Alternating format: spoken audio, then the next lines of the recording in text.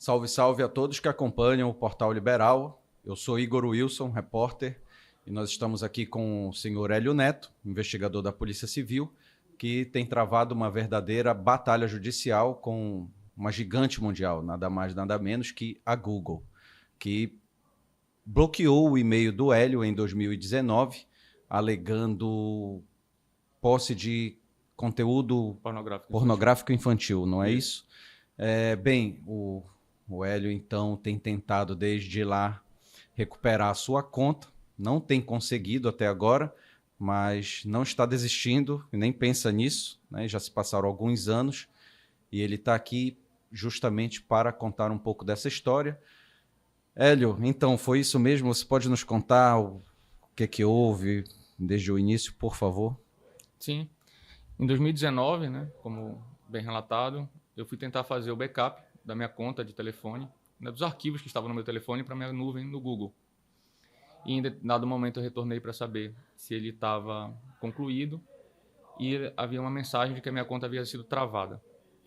E a mensagem automática pedia para que eu justificasse, né, qualquer eventual falha do sistema deles mesmo, né, para tentar fazer a reativação. Então, depois de alguns dias, eles me mandaram a resposta, fiz uma justificativa, me mandaram a resposta dizendo que na minha conta eu havia violado os termos de uso da empresa. Passado no mesmo instante, né, tentei novamente fazer a justificativa e já fiz uma justificativa mais extensa, informando que eu era servidor público, que eu sou policial civil e que nessa conta existiam diversos arquivos, não só pessoais, como também muitas investigações que eu fazia, meus relatórios todos ficavam armazenados lá, e que acredito que algum tipo de equívoco havia ocorrido. Então fiz um relatório mais extenso da segunda vez e mandei como justificativa para tentar a reativação. A mesma resposta me foi dada após alguns dias. Então entrei em contato com algumas pessoas do meu conhecimento e me informaram um e-mail do Google que seria diretamente da filial deles aqui no Brasil, do escritório deles aqui no Brasil. Entrei em contato, relatei tudo, mandei documento, mandei minha carteira funcional da polícia, mandei todas as justificativas, disse que eu era cliente desta conta há mais de 20 anos e que algum equívoco deveria ter ocorrido. Entrei em contato via telefone também e a mesma resposta me foi dada, que eu havia violado os termos de uso do Google, mas sem me indicar o que era realmente. Entrei em contato novamente e alguns dias depois um advogado da empresa entrou em contato comigo perguntando o que tinha acontecido e eu até aquela data não sabia. E ele pediu para eu entrar mais uma vez no e-mail e informar o endereço físico da minha residência. Assim fiz. Depois de uns 30 dias, mais ou menos, chegou uma correspondência na minha casa que eu imaginei que fosse, né, a indicação daquilo que eles teriam encontrado na minha conta de irregular. Fui ver, era uma coleção de links em que você apertava, digitava e te levava a lugar nenhum. Ficava um verdadeiro ciclo infinito. Você apertava no link e te jogava para a página A. Na página A voltava para aquele link. E assim ficava. Entrei em contato mais uma vez com o escritório. Daí por diante eu não tive mais nenhum tipo de retorno. Então eu busquei a polícia e procurei a Diretoria de Combate a Crimes Cibernéticos. Sim. Já que envolvia meu e-mail eletrônico. E o delegado que me atendeu fez a solicitação. Eles têm canais de acesso direto. Fez a solicitação para o Google e veio uma resposta muito objetiva, sem muita explicação, dizendo que dentro da minha conta havia um conteúdo pornográfico infantil. Ou seja, só quando o senhor conseguiu, através da polícia, eles realmente expuseram o alegado motivo. Isso mesmo. Quando veio essa mensagem de que o Hélio estava na posse de conteúdo pornográfico infantil, qual foi o teu pensamento, a tua reação a respeito disso?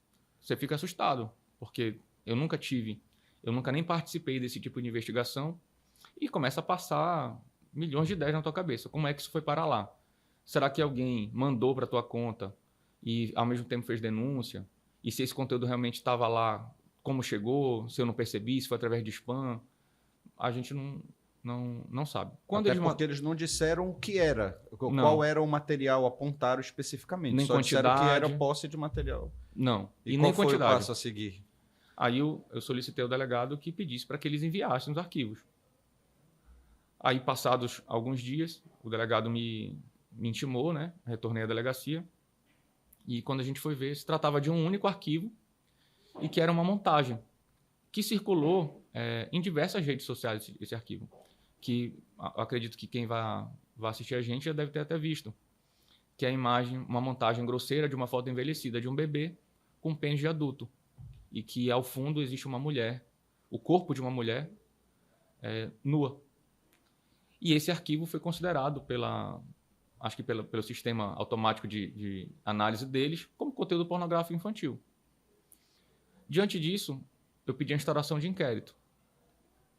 Já começou a batalha dentro da minha própria instituição, que não queriam instaurar inquérito, porque não se via crime.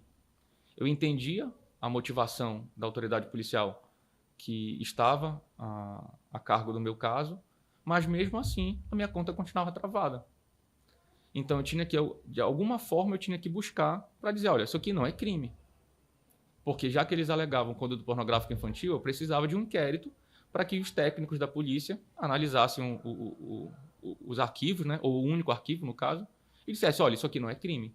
E com base nisso, eu imaginava que seria muito mais fácil eu pegar o inquérito terminado, enviar para aquele primeiro e-mail que eu tive contato, e eles verificassem, olha, realmente não é crime, e devolvesse a minha conta.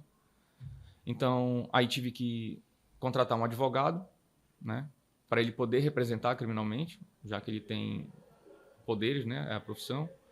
Ele representou, a gente pediu a instauração do inquérito. Esse inquérito tramitou por mais de 2 anos.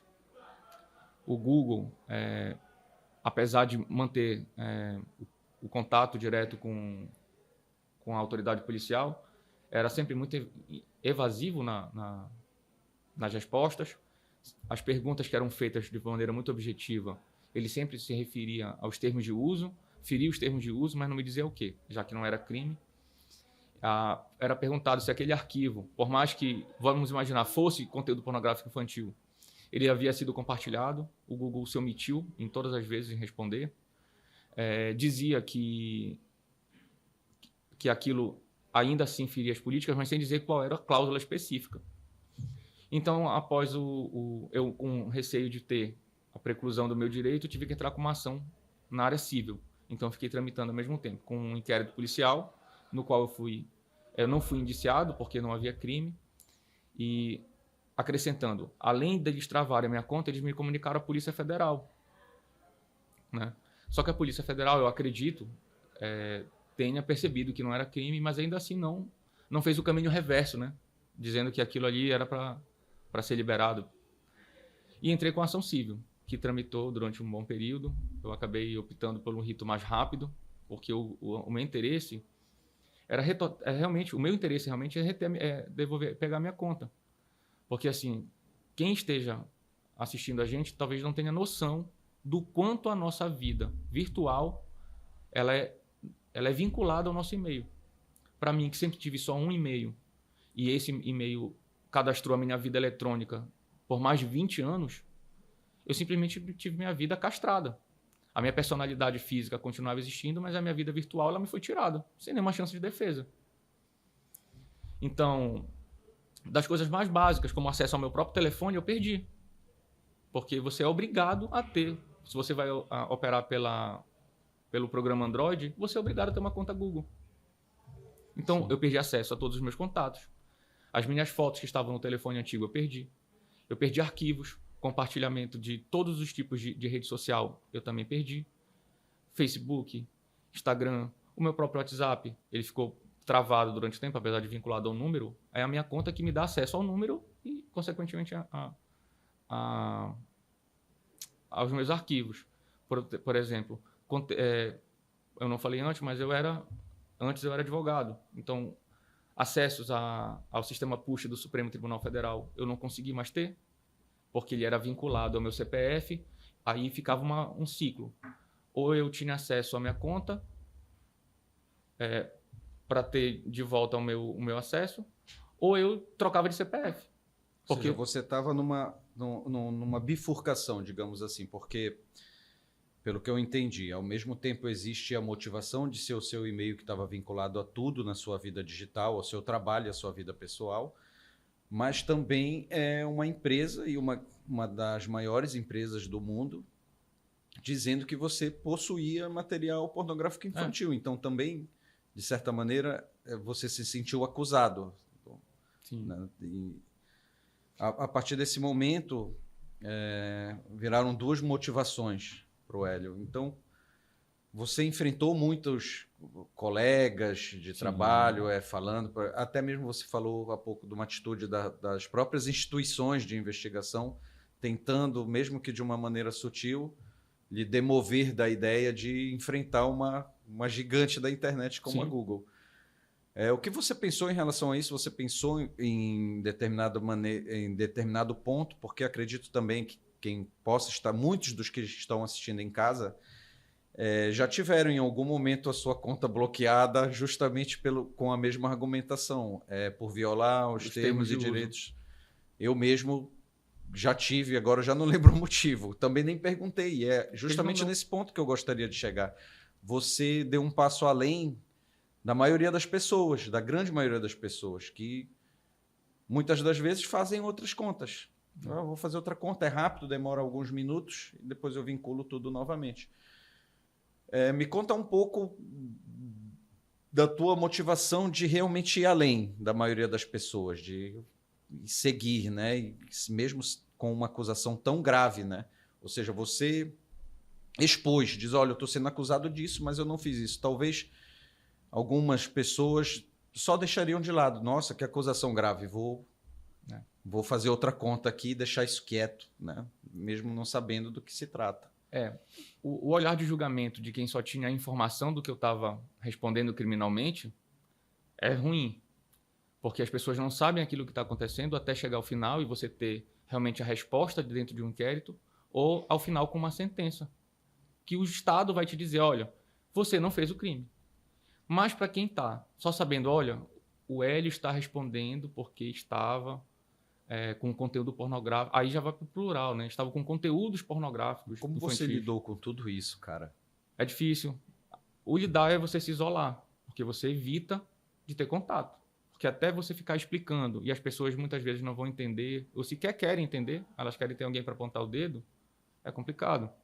Então você sofrer, por mais que eu tenha tido durante a minha vida inteira, eu tenha permeado, né, conduzido a minha vida de uma maneira muito proba, as pessoas não sabem o que está acontecendo dentro da real.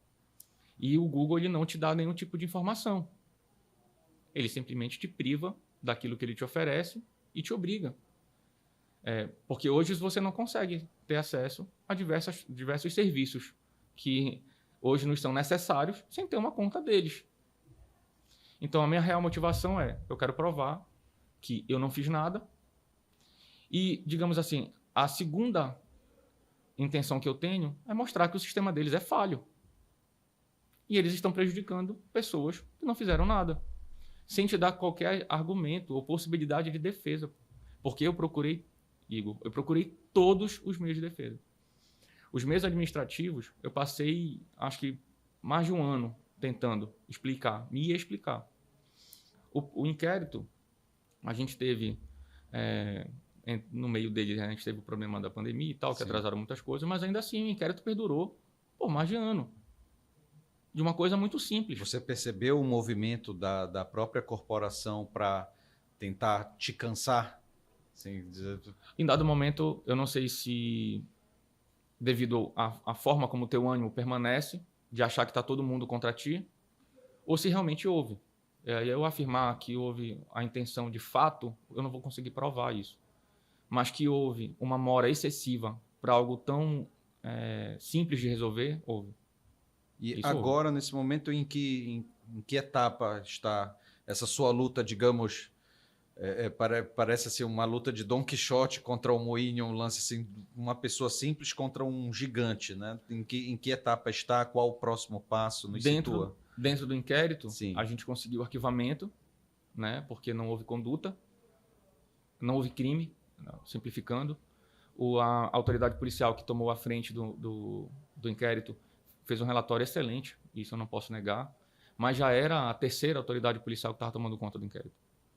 Realmente chamou para si e, no seu relatório, colocou com os mínimos detalhes necessários ao caso, sugeriu ao Ministério Público o pedido de arquivamento, que ele é o dono da ação penal. O Ministério Público acatou as fundamentações da autoridade policial, mandou para o judiciário e o juiz determinou o arquivamento, que apesar, a meu ver, houve uma tecnia na fundamentação.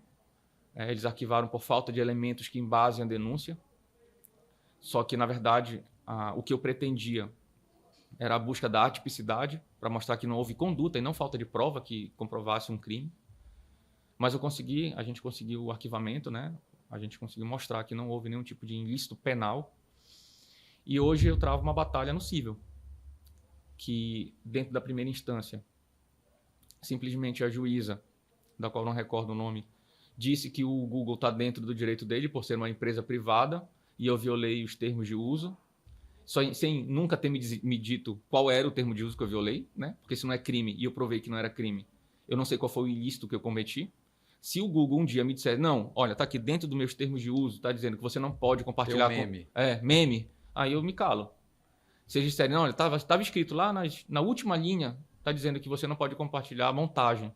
Aí eu me calo. Porque, para quem fique bem claro também, para quem está em casa, o Hélio, ele era um meme compartilhado em um grupo e quando ele foi fazer o backup de um celular para o outro, foram todos esses memes e outros conteúdos para o celular. Então, nesse momento, a Google bloqueou o e-mail dele. Isso. Né? Então, e depois da decisão da juíza, como é que você agiu? A gente interpôs recurso, tem mais ou menos uma semana, e a gente está aguardando a análise do magistrado, né, da turma recursal. Eu não recordo para onde foi distribuído ainda. E vai ser um julgamento agora por 3 juízes mais experientes, que eu acredito que devam ter um olhar mais crítico em relação a tudo aquilo que o Google vem infringindo de leis dentro do Brasil. Porque, assim, isso é uma coisa que a gente não consegue mais voltar. A gente não vai conseguir voltar há 50 anos quando você só tinha a sua imagem física para preservar. Hoje você vai ter que preservar. E daqui para frente vai ficar cada vez mais importante você preservar não só a sua imagem física, que é aquela que eu estou aqui, como a minha imagem virtual. O Google é como se ele tivesse tirado o meu CPF de circulação. Ele me retirou a possibilidade de eu ter acesso a tudo que eu tinha antes. Te obrigando a começar novamente. Sendo que as pessoas têm que perceber que algumas coisas, alguns sistemas, como por exemplo o currículo Lattes, você só pode cadastrar um currículo por CPF. Só que a sua senha, o seu login de acesso e a recuperação de senha só se dá pelo seu e-mail. Então eu tive que fazer uma exposição de motivos para o administrador do currículo Lattes para poder ele me devolver o meu currículo. E assim, existem coisas que até hoje eu não tenho mais acesso, porque eu vinculo o meu CPF ao meu e-mail. Então, a associação que eu faço e a analogia é que eu digo, o meu e-mail está para a minha vida virtual, como o meu CPF está para a minha vida física, comum. E o Google foi lá e disse, olha, não, agora você não tem mais direito ao seu CPF, que eu lhe forneci durante 20 anos. Agora, Neto, nós estamos num momento no Brasil onde se discute muito a regulamentação da internet. É um assunto que está na pauta, inclusive, do Congresso. Sim. E nós vimos recentemente um lobby muito grande das empresas, como a Google, Telegram e outras, no sentido de tentar fazer uma propaganda contra esse tipo de dispositivo de fiscalização, que obrigue as empresas a ter algum tipo de responsabilidade. Uhum. Por exemplo, citando um caso prático, né, como eles disseram, se eles não são obrigados a divulgar qualquer tipo a fiscalizar qualquer tipo de conteúdo dentro do mecanismo deles. Eles têm um sigilo deles, e eles não querem de maneira nenhuma que o Estado ou outro dispositivo de fiscalização possa exigir, olha, vocês têm que fornecer isso, vocês têm que ter cuidado com isso. E até mesmo entramos na discussão da circulação de fake news e tudo. Você percebeu que, de alguma maneira, assim, a empresa se sentiu de uma maneira muito prepotente de eu não vou entregar o que ele quer, um motivo e nem nada, só depois de muita insistência? Como que você percebeu essa movimentação, essa atitude da empresa em relação a isso? E se você é a favor, também gostaríamos de saber, da regulamentação, de algum tipo de regulamentação, né? Desse tipo de empresas. Sim, quando a gente percebe que uma simples justificativa leva mais de ano para eles te darem uma resposta e ainda assim eles não te respondem, você percebe que existe um autoritarismo da empresa. Você sai da posição de cliente dela e ela te descarta. Ela te oferece serviço e te descarta, sem nenhum meio de defesa. Eu não consegui conversar em nenhum momento com uma pessoa física, a não ser com um advogado, que provavelmente nem sabia do que estava lidando. Mas se eu tivesse um mecanismo, tudo bem que ela tenha mecanismos de controle efetivo, em que acho que a palavra certa deve ser algoritmo lá, um sistema realmente consiga dizer, olha, isso aqui possivelmente é ilícito. Muito bom. Isso eu acho muito aceitável. Deve ser, inclusive, incentivado. Mas da feita que aquela conta ela é suspensa, ela tem que me dar o direito de defesa. Aí eu tenho que lidar com gente. E só uma outra pessoa, qualquer pessoa, que fosse analisar meu caso, ia perceber que por mais que o conteúdo fosse de mau gosto, ele ainda assim não é ilícito. E sobre a questão da regulação, eu acho que ela deve existir até o limite que a empresa deve saber para quem ela está oferecendo o seu serviço. Assim como você tem a autonomia de ter a sua vida privada dentro da sua casa, dentro da sua conta, você tem a possibilidade de ter a sua privacidade preservada. Só que a empresa ela não pode simplesmente se esconder de toda e qualquer responsabilidade. Porque uma das coisas que é mais possível de se fazer é qualquer pessoa criando com dados falsos uma conta. Aí ela se esconde através do anonimato. Então a Google ela tem que criar mecanismo para saber quem é que está acessando os seus serviços. E da feita que ela se omite a prestar informações, aí ela deve ser responsabilizada. Como nesse caso, eu tive que movimentar, eu tive que perder dinheiro, eu tive que movimentar toda a máquina pública no direito penal e estou movimentando toda a máquina pública no direito civil. Se a gente for ver o trabalho que foi gasto pelo Estado para provar aquilo que eu estava dizendo o tempo todo para eles, a gente vai ver um custo absurdo, porque a gente movimentou toda a Polícia Civil, a gente movimentou um membro do Ministério Público com toda a sua assessoria, movimentou todo o sistema judiciário para, ao final, dizer que aquilo que eu poderia ter provado perante eles era certo. Então, qual é o custo que o Estado vai querer ter com isso? Qual é o trabalho que o Estado vai querer ter para simplesmente um programa de computador dizer quem está certo e quem está errado sem direito à defesa? Até que ponto eu vou ficar vulnerável e não vou saber que tipo de serviço está me sendo oferecido e quais cláusulas eles estão abertas? Qual é o tipo de serviço que eu posso fazer? O que eu posso fazer na internet? Sim. Agora, o que você, para nós fecharmos, o que você vislumbra? Você continua firme na esperança de conseguir a recuperação do seu e-mail? Qual é o próximo passo do processo? Quais suas expectativas em relação a toda essa batalha?